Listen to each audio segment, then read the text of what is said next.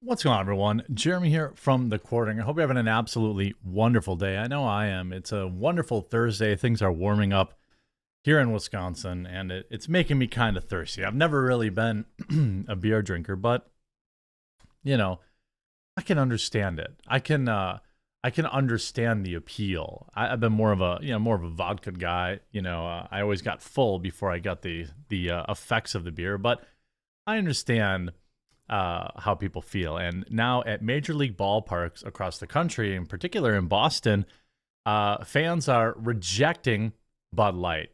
And new Broadway actors or Broadway shows or whatever are coming out and trying to, I guess, cringily support Bud Light. And hey, look, they're welcome to support Bud Light, just like you're welcome to support companies that don't get woke. Our Mother's Day gift boxes at Coffee Brand Coffee, by the way, are basically sold out at this point. But I wanted to offer a possible alternative, and that is our cold brew sampler pack.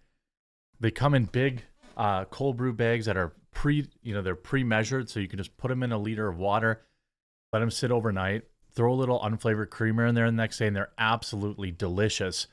And with summer coming, the cold brew bags and promo code MOM I made sure will apply to these as well, so you can save 10%. Get those in time for Mother's Day. Get your order in today to get them in time for Mother's Day. Now, here is a TikTok. Hi, Dylan. Just wanted to let you know that your friends from the cast of the Book of Mormon love and support you, are so proud of you. And for Anheuser-Busch, we are really proud of you for making an You could tell he's never actually held a beer in his life, because his intent was to shake it. He shook the beer. And for Anheuser-Busch, we are really proud of you for making an American superstar in your can. Love ya! They spilled it all.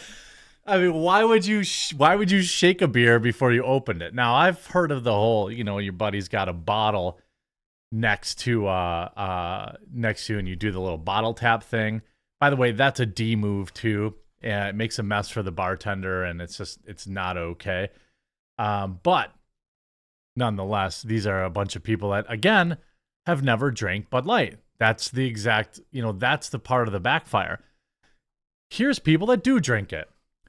Boston Red Sox fans at Fenway Park are seemingly walking past Bud Light vendors to purchase their stadium refreshments at other concession stands as the Dylan Mulvaney controversy continues to saddle the beer market.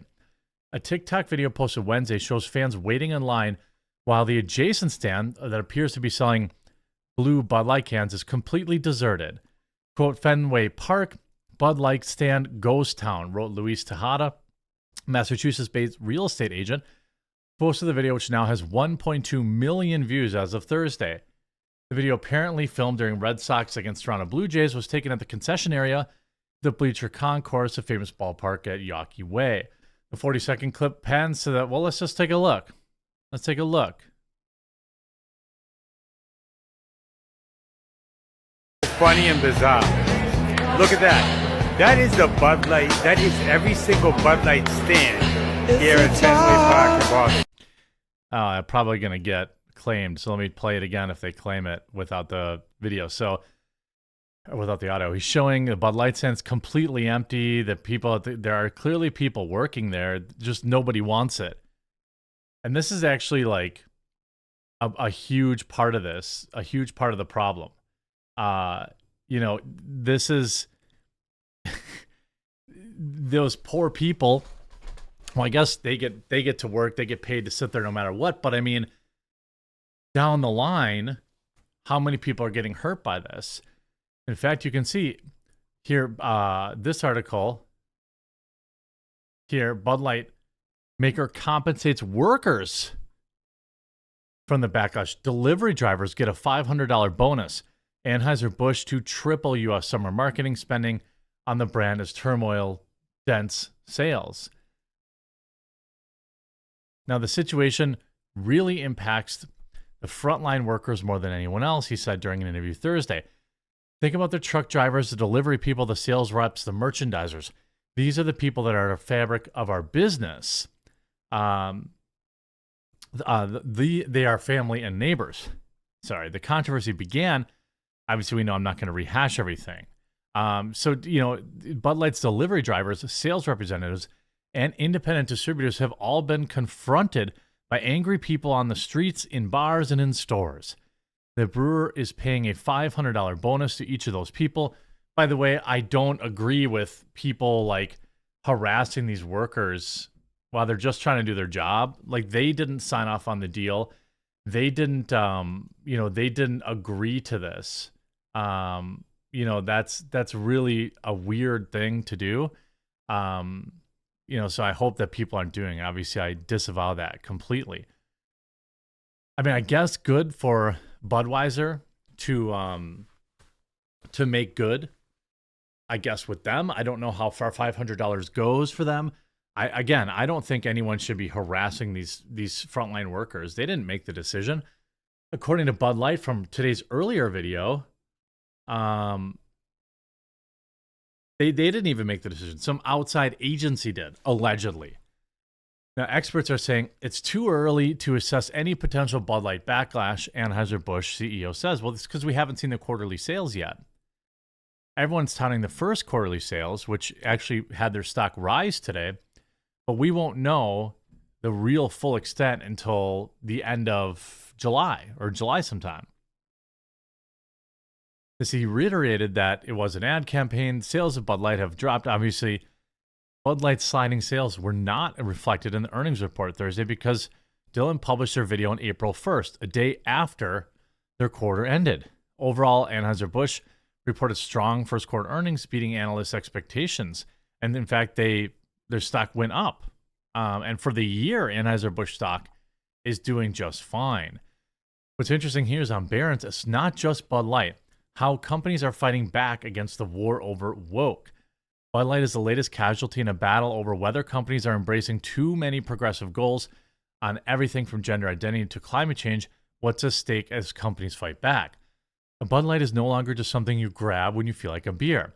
A conservative outcry over Bud Light's marketing campaign with Dylan has put the brand at the center of the culture battle over a so-called corporate wokeism. Well, they did that willingly. Too many people. Bud was simply getting with the times by embracing activist Dylan Mulvaney, recognizing LGBTQ consumers, and following the lead of brands such as Coca-Cola, Nike, and Hershey. But the conservative backlash against Bud produced a 26% drop in beer sales. Companies from BlackRock to Walt Disney are under siege as political attacks on progressive corporate policies heat up ahead of 2024 elections. Some companies are fighting back, notably Disney, and there is scant evidence of firms retreating from their environmental, social, and governance, or ESG initiatives.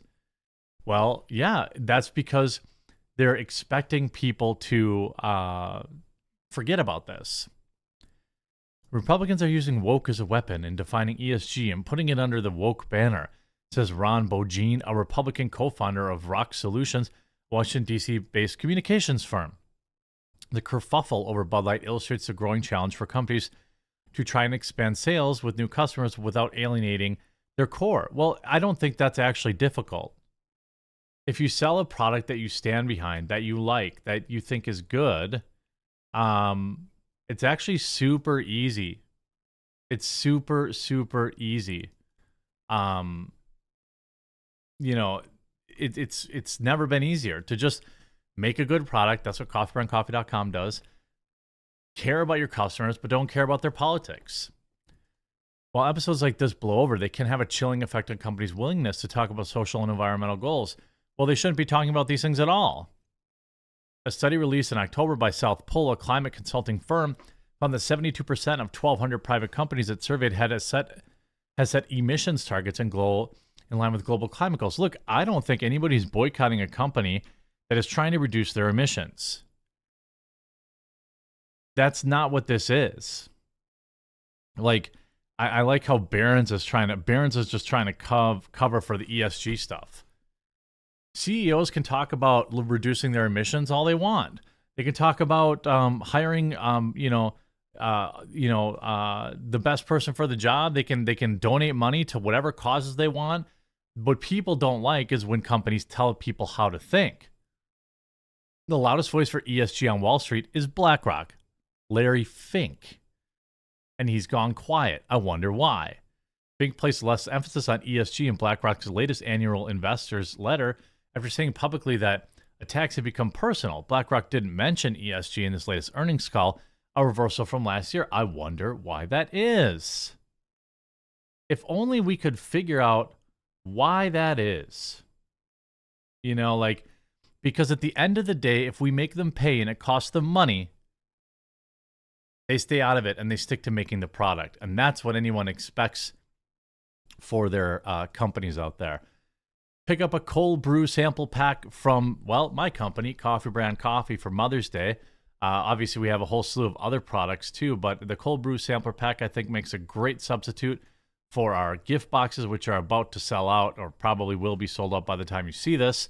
And hope you have a great day. Stay on task out there and be safe.